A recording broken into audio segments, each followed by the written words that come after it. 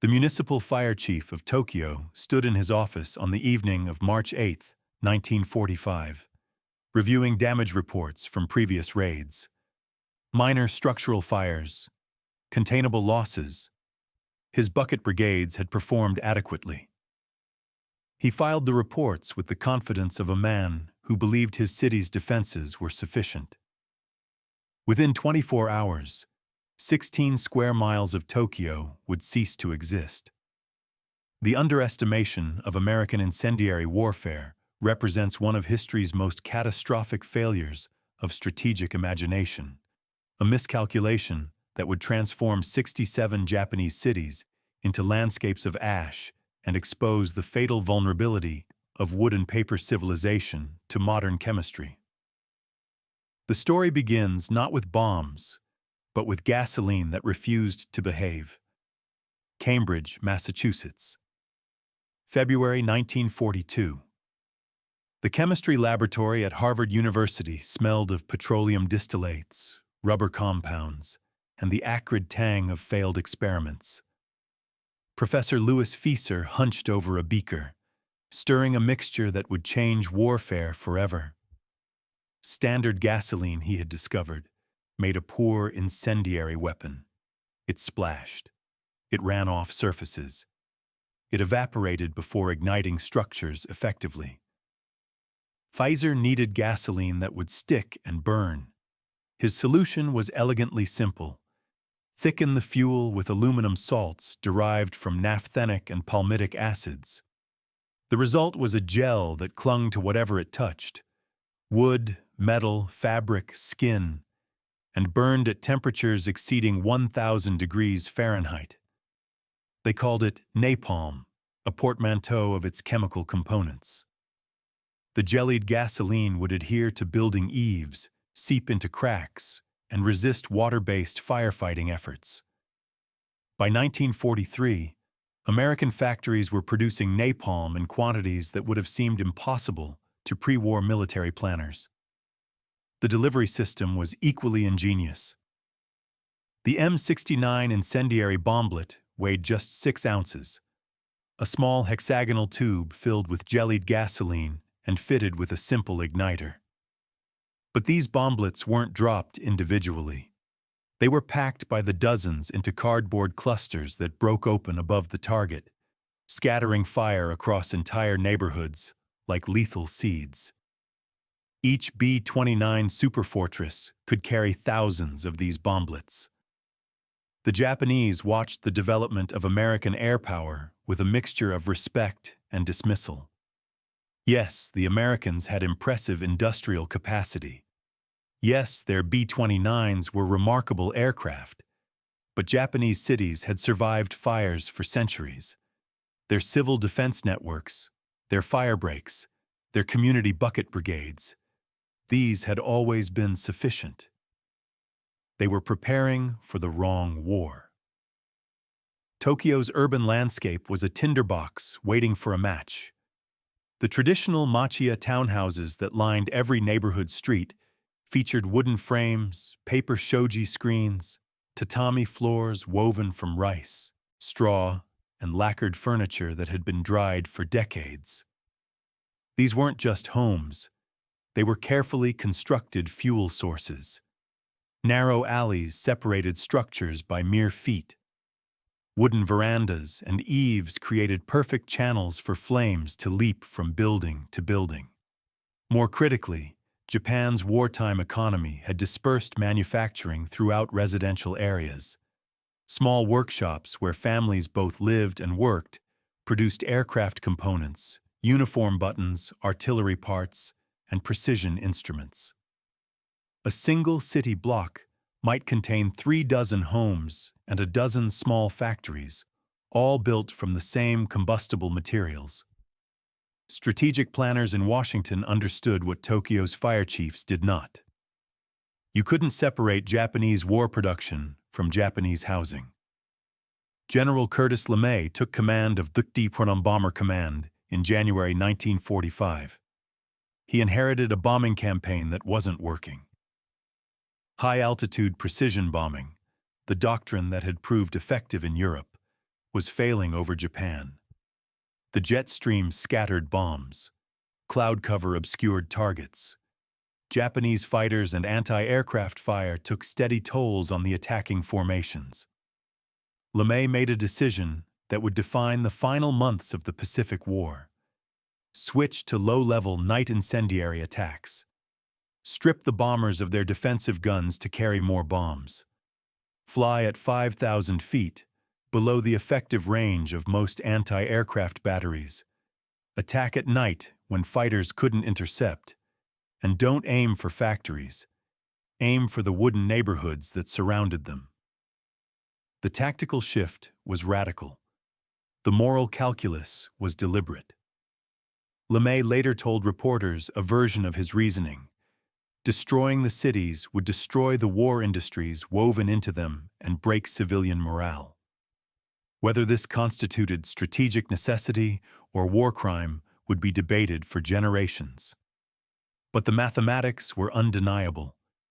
Japanese cities were structurally vulnerable in ways no European city had been. By early March 1945, Tokyo's civil defenses were already compromised. Years of war had conscripted trained firefighters. Water mains were fragile and poorly maintained. Fire engines were scarce, their fuel rationed. The municipal fire department relied primarily on bucket brigades and manual pumps, techniques that worked for individual building fires, but were useless against area conflagrations.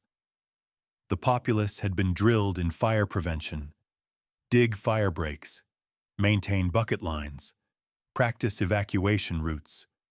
But these preparations assumed fires would be localized, controllable European-style incidents. No one had prepared for what was coming. Where are you watching this from? And what time is it where you are? Drop a comment below. And if you're finding this history as compelling as we do, hit that like button and subscribe for more untold stories from the past. The weather forecast for March 9th predicted strong, low-level winds and unusually low humidity, perfect conditions for fire to spread. American meteorologists at Saipan noted these conditions and adjusted the mission parameters accordingly. The target would be the densest residential industrial district in eastern Tokyo, an area of closely packed wooden structures housing over 1 million people. 334 B-29s prepared for takeoff from airfields in the Mariana Islands. Each aircraft carried 7 tons of M69 incendiary clusters. The bombardiers had orders to create a ring of fire around the target area, then fill the interior with overlapping patterns of incendiaries. They would trap the population inside a box of flame. As twilight fell over Tokyo on March 9th, the air raid sirens remained silent. Reconnaissance aircraft had passed over earlier without incident. Citizens settled into their evening routines: thin miso soup, carefully rationed rice, the exhaustion of wartime labor. Children evacuated to the countryside months earlier were absent, but families remaining in the city tried to maintain normalcy despite the lengthening shadow of defeat. In his office, the fire chief reviewed his inadequate resources one more time. 47 fire engines for a city of over 3 million people. Water mains already damaged from previous raids. Bucket brigades that could only respond to perhaps 3 simultaneous fires before exhausting available personnel. He had no idea that within hours, his city would face 40,000 simultaneous ignition points. The first B-29s appeared over Tokyo at 23 minutes past midnight. The first incendiary clusters tumbled from bomb bays at 17 minutes past midnight, March 10, 1945. Within 90 seconds, the eastern neighborhoods of Tokyo erupted in thousands of separate fires that would soon merge into a single consuming entity, a firestorm that would rewrite the physics of urban warfare and kill more people in 6 hours than either atomic bomb would claim in an instant. This was the moment when theoretical vulnerability became mathematical certainty, when Japanese confidence met the ruthless efficiency of industrial chemistry, and when a city of 3 million learned that traditional defenses meant nothing against modern incendiary warfare. The sound came first, a continuous drone high overhead, then the peculiar whistling rush of falling clusters. The cardboard containers broke open at 3,000 feet, scattering hexagonal bomblets across the night sky like burning rain. Each M69 struck roofs, streets, and courtyards with a dull thump, then ignited 3 seconds later with a whoosh of jellied gasoline catching flame. Mrs. Tanaka, a composite drawn from dozens of survivor testimonies collected by post-war survey teams, stood in her family's Machiya townhouse when the first bomblets struck her neighborhood. The initial sound was almost gentle, a soft patter on the roof tiles, like heavy hail. Then came the smell: petroleum, chemical, wrong. The paper shoji screens began to glow orange from within. She had perhaps 90 seconds to flee before her home became an oven. The incendiaries were falling in a precise geometric pattern designed by operations analysts who had studied Tokyo's street layouts for months. Pathfinder aircraft marked the corners of a 3-by-4-mile rectangle in the Shitamachi district, the working-class neighborhoods of eastern Tokyo, where wooden buildings pressed against each other in medieval density. Follow-on bombers filled the interior with overlapping waves of fire. The tactical genius was simple: create a perimeter of flame, then fill the center. Anyone trapped inside would have nowhere to run. By 12:30 a.m., individual fires were coalescing into something unprecedented. The phenomenon had a technical name: conflagration dynamics, but survivors would remember it simply as the night the wind caught fire. The firestorm generated its own weather system. As wooden structures burned, they released tremendous heat that rose rapidly, creating a powerful updraft. Cooler air rushed in from the sides to replace it, feeding oxygen to the flames and creating winds that reached 70 miles per hour. These winds toppled already burning buildings, carried embers across fire breaks that were supposed to contain the blaze, and turned narrow streets into wind tunnels of superheated air. The temperature at street level exceeded 1,800 degrees Fahrenheit in the firestorm's core. Water boiled, metal melted, human bodies combusted. Traditional firefighting became an absurd gesture against physics itself. Fire crews arrived at their assigned stations to find not isolated building fires, but entire city blocks transformed into walls of flame. The manual pumps that had served Tokyo for generations could deliver perhaps 50 gallons per minute. The firestorm was consuming thousands of structures simultaneously. A firefighter's diary entry, recovered decades later, recorded the paralysis. We stood with our pumps and watched an ocean of fire. The heat pushed us back before we could reach the flames. The water from our hoses turned to steam before touching the buildings. We were children with buckets facing a typhoon. The mathematics of defeat. The bucket brigades, those community defense networks that Japanese civil preparedness had counted on, discovered that human organization meant nothing when every street ignited at once. Neighborhood associations that had drilled for months formed their lines and began passing water. But by the time a bucket reached the front of the line, 10 new fires had started behind them. The water distribution system collapsed within the first hour. Mains cracked from heat expansion. The fragmented infrastructure, wells, small pumps, and wooden pipes, couldn't deliver enough pressure to reach second floors. Firefighters found hydrants that yielded nothing but air. The Sumida River, which should have provided unlimited water, became inaccessible as flames claimed both banks. They were fighting a war that had already been lost. Citizens fled toward the perceived safety of the river, the canals, the few parks and open spaces marked on municipal evacuation maps. But the firestorm didn't respect planning. Flames jumped the Sumida River in multiple locations, carried by hurricane-force winds that lifted burning debris hundreds of feet into the air. The evacuation routes became death traps as converging crowds met walls of fire at intersections. The sensory experience overwhelmed human comprehension. Survivors reported that the roar of the firestorm drowned out the sound of aircraft overhead, a continuous thunder of rushing air and collapsing structures. The smoke turned night into something darker than darkness, a choking blackness punctuated by the orange glow of advancing flames. Ash fell like black snow, covering everything, mixing with smoke to create a visibility of mere feet. The smell, accounts agree on this detail with disturbing consistency, was acrid petroleum mixed with burning lacquer, tatami, and what could only be described as the Swedish stench of burning flesh. The air tasted of chemicals and char. Breathing became an act of will, each inhalation scraping throat and lungs.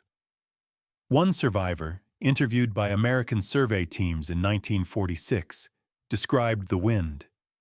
It pulled the breath from your body. You would open your mouth to scream, and the hot air would rush in, searing your throat. The wind was alive, hunting, feeding on oxygen and anything combustible. The temperature differential between the burning core and cooler periphery created suction effects that pulled people toward the flames even as they tried to flee. Witnesses described seeing figures stumble forward involuntarily, drawn by the firestorm's appetite for fuel and oxygen. Rivers became ambiguous sanctuaries.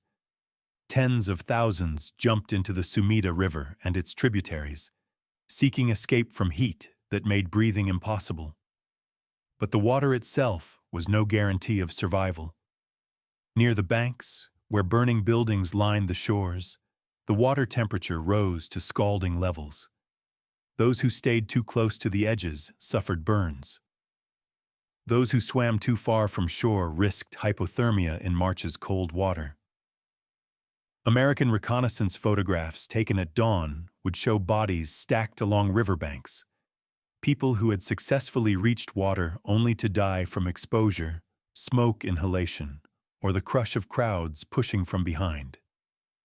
The architecture that had made Tokyo beautiful now made it lethal.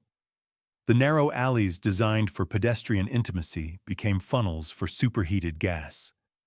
The wooden verandas and decorative eaves that gave machiya houses their character became highways for flame, allowing fire to sprint from roof to roof faster than a person could run. The paper screens that filtered sunlight so elegantly ignited in seconds, turning homes into lanterns that illuminated their own destruction.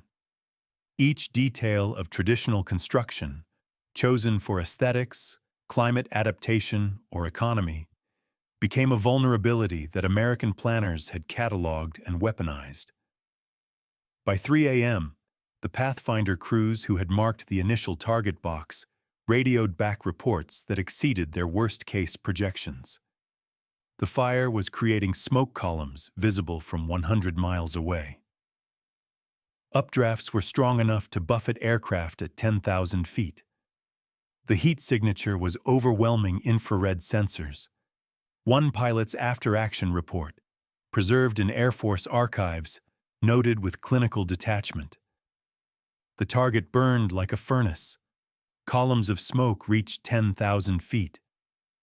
We could smell the burning from inside our aircraft, even at altitude. What would you do watching a city burn from above, knowing your orders had created this? Would you feel pride in tactical success or horror at human cost? The crews flew home without answers. As dawn approached on March 10th, the firestorm began to exhaust its fuel. Not because firefighters had contained it, they had failed completely. but because there was simply nothing left to burn in the target area. The fires consumed themselves through success, reducing 16 square miles of urban landscape to smoking rubble and exposed foundations. The sun rose on a transformed city, or rather, on the absence of a city where neighborhoods had stood 12 hours earlier. The dawn light on March 10, 1945, revealed something that aerial reconnaissance photographs could document, but human minds struggled to process.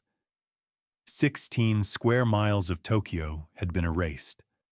Not damaged, not burned, erased. This section examines how overwhelming tactical success created a template that would be replicated across 67 Japanese cities in the following months, and how the gap between Japanese expectations and American capability finally closed with horrifying finality. The first rescue workers who entered the target zone at sunrise moved through a landscape that no longer resembled a city. The wooden structures that had housed over 1 million people had been reduced to a uniform gray plain of ash and exposed foundations. The ground was still hot enough to burn through boot leather. The air shimmered with residual heat, creating mirages above what had been streets. The visual signature of successful area incendiary bombing, sun-bleached grids of ash stretching to the horizon. The survivors who emerged from rivers, canals, and the few concrete buildings that had withstood the firestorm faced a scene of geometric devastation. City blocks had been transformed into open squares where ash lay 3 feet deep in places. The only vertical structures were brick chimneys standing like tombstones and the skeletal remains of a few steel frame buildings. Everything combustible, wood, paper, fabric, flesh had been consumed. Walking through the ash fields felt, survivors reported, like wading through hot snow. The ground underneath remained warm for days. Ceramic shards from shattered roof tiles crunched underfoot. Melted glass pooled in depressions. The blackened remnants of lacquered furniture lay scattered among artifacts that were no longer identifiable. One survivor's diary recovered decades later. At midnight, the sky was a Red Sea. The houses collapsed into a hot gray wind. We buried the dead in rice sacks at dawn. The dead numbered between 80,000 and 100,000 killed in a single night. Casualty figures that varied among sources but consistently exceeded any previous air raid in history. The March 9-10 Tokyo raid killed more civilians than the atomic bombing of Hiroshima would claim 5 months later. It remains the single deadliest air attack in human history, measured by immediate casualties. The mathematics were undeniable. Incendiary warfare against wood and paper cities produced unprecedented lethality. The problem of the dead overwhelmed civil authorities. Corpses lay stacked in alleys, piled at riverbanks, scattered across ash fields. Many bodies were burned beyond recognition, reduced to skeletal remains or clusters of charred bone. The March cold helped slow decomposition, but the sheer scale of death made proper burial impossible. Emergency crews improvised cremation sites using rubble as fuel. They buried the unidentifiable in mass graves marked only with wooden posts. Survivors wrapped family members in rice sacks, blankets, scraps of cloth, anything available, and carried them to collection points that quickly became open-air morgues. The smell, that overwhelming odor of decomposition mixed with ash and chemicals, lingered for weeks.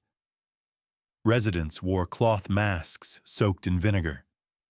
The stench became Tokyo's atmosphere, inescapable, permeating clothing and hair and memory.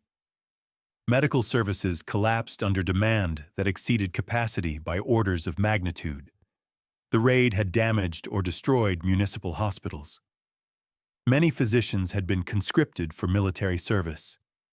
Medical supplies, already scarce in 1945 Japan, were virtually non-existent for treating mass burn casualties. Survivors with severe burns had no access to effective treatment. Hospitals that remained operational used salt water and vegetable oil as substitutes for proper burn ointments.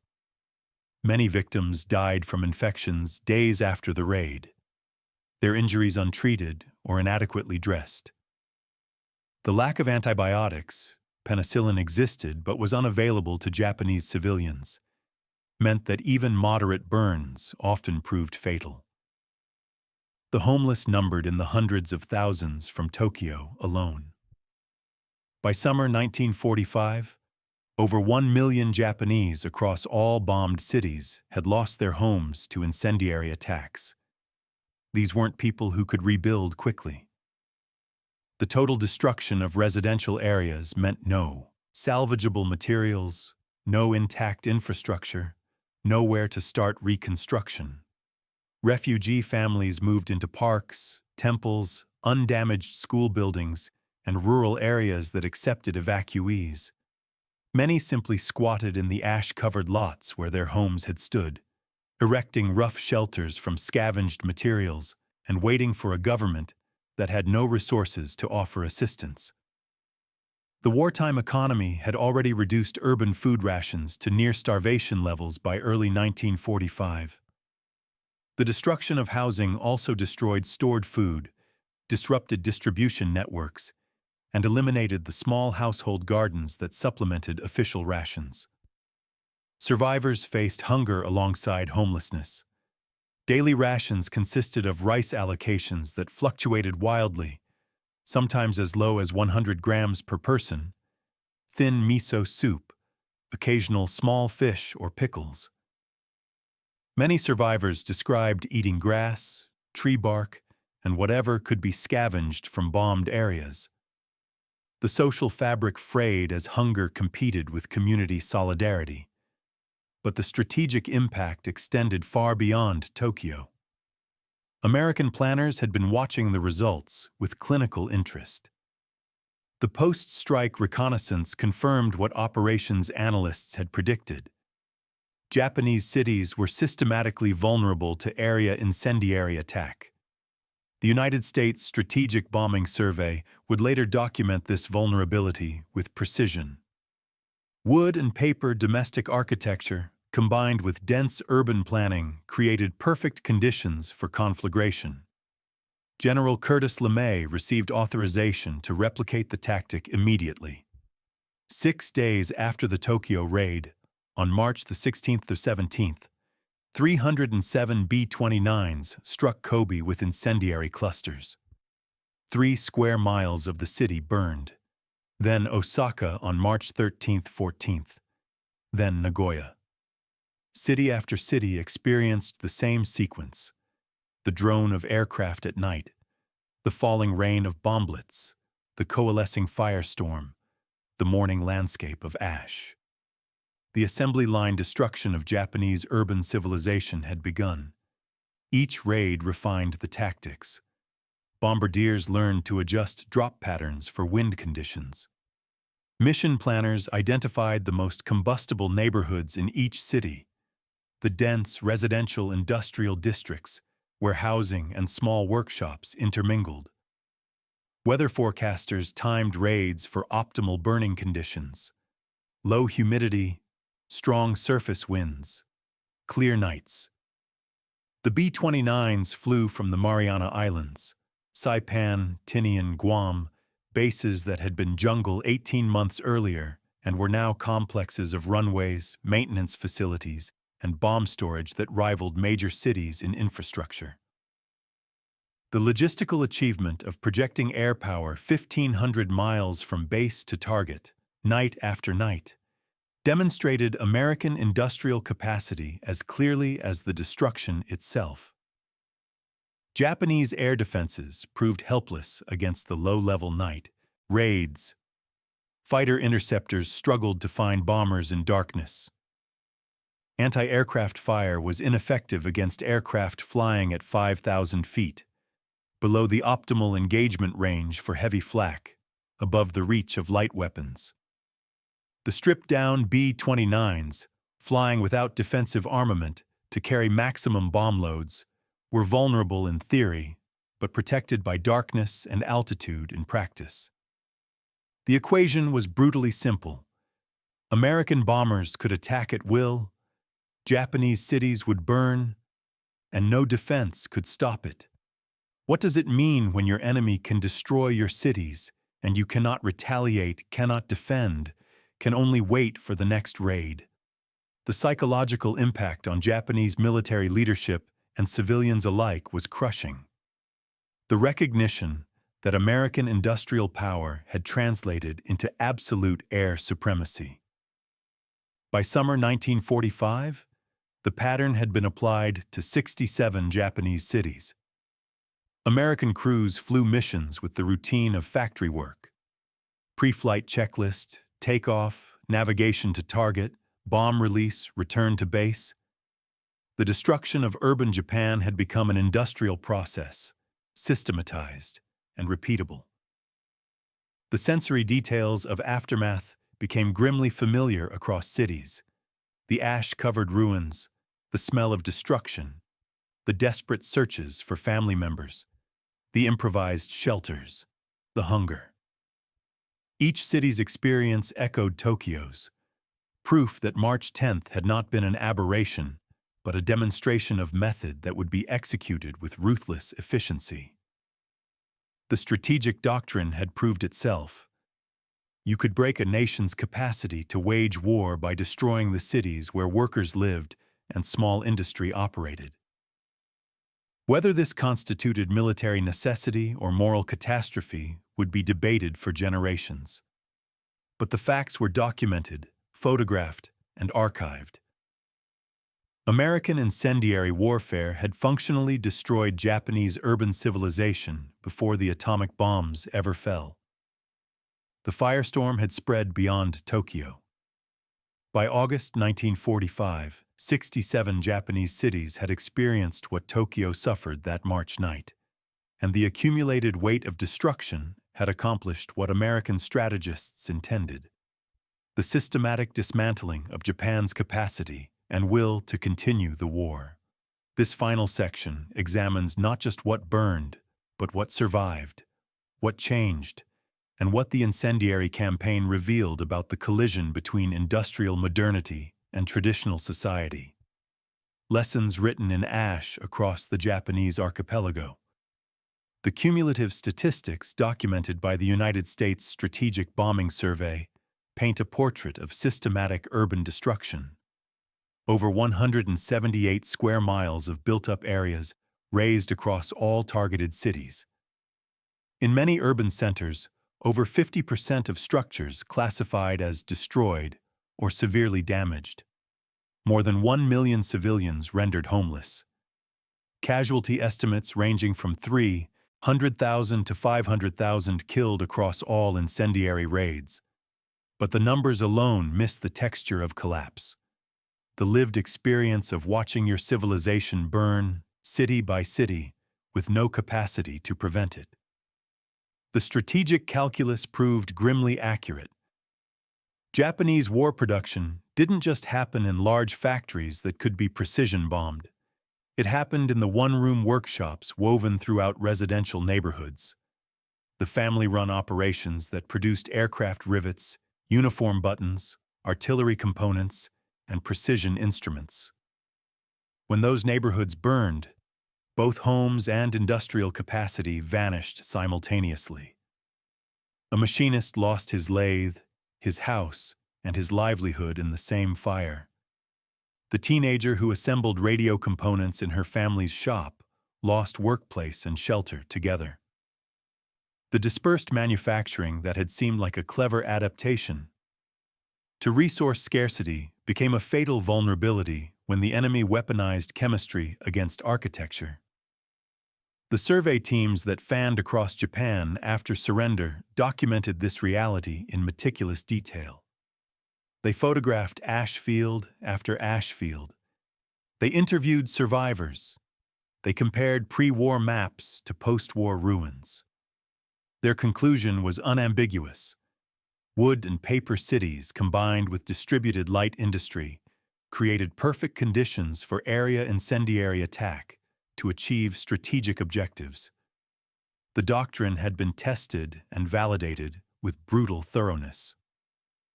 The psychological impact cut deeper than structural damage. Japanese civilians had endured hardship since at least 1943. Rationing, conscription, air raid drills, the gradual tightening of wartime privation. But the incendiary campaign introduced something qualitatively different. The understanding that the enemy could destroy your city at will, and you could do nothing to stop it. Civil defense networks that had seemed robust in planning proved useless in execution. The bucket brigades, the fire breaks, the evacuation routes, all had been designed for conventional bombing that created isolated fires. Against area incendiary attack that ignited entire neighborhoods simultaneously, these preparations became theater, meaningless gestures against physics. The confidence that had sustained Japanese morale, the belief that determination and proper spirit could overcome material disadvantage, shattered against the reality of napalm and combustible architecture. Municipal records captured this disintegration in bureaucratic language. Damage reports listed not just destroyed buildings but collapsed social services, hospitals gone, schools burned, food distribution systems disrupted, police stations reduced to ash. The infrastructure of urban civilization simply ceased to exist in target areas. Local governments found themselves administering populations without the tools of administration. No records, they had burned. No offices, they were ash. No vehicles, destroyed or lacking fuel. No communications, the phone lines were melted. Officials improvised from makeshift shelters, using whatever paper survived to track refugees and organize relief with resources that didn't exist. The human response to systematic destruction followed predictable patterns documented across cultures facing overwhelming loss.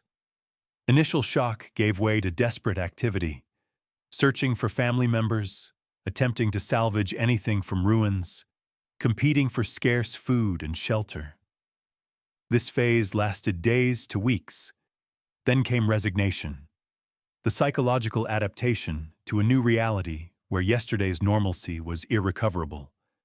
Families living in ash-field shanties, workers with no workplaces, children with no schools, a population learning to survive in the skeleton of a society. The color palette of post-war Japan reflected this transformation. The vibrant reds and blacks of traditional architecture replaced by monochrome gray, ash, concrete rubble, the bleached wood of rough shelters. Photographs from summer 1945 show cities rendered nearly invisible, their built environments flattened to horizons interrupted only by chimneys and utility poles. The raids continued through August, right up until Japan's surrender on August 15, 1945. The atomic bombings of Hiroshima and Nagasaki in early August added nuclear horror to the conventional destruction, but by then, the incendiary campaign had already accomplished its strategic objective, demonstrating that American forces could destroy Japan systematically, city by city, with no effective defense possible. What would you do, leading a nation whose cities were being erased and whose capacity to resist was evaporating? The Japanese leadership faced that calculation throughout summer 1945, and the answer was surrender. The moral questions raised by area incendiary bombing remain contested: strategic necessity or war crime, military target or civilian terrorism.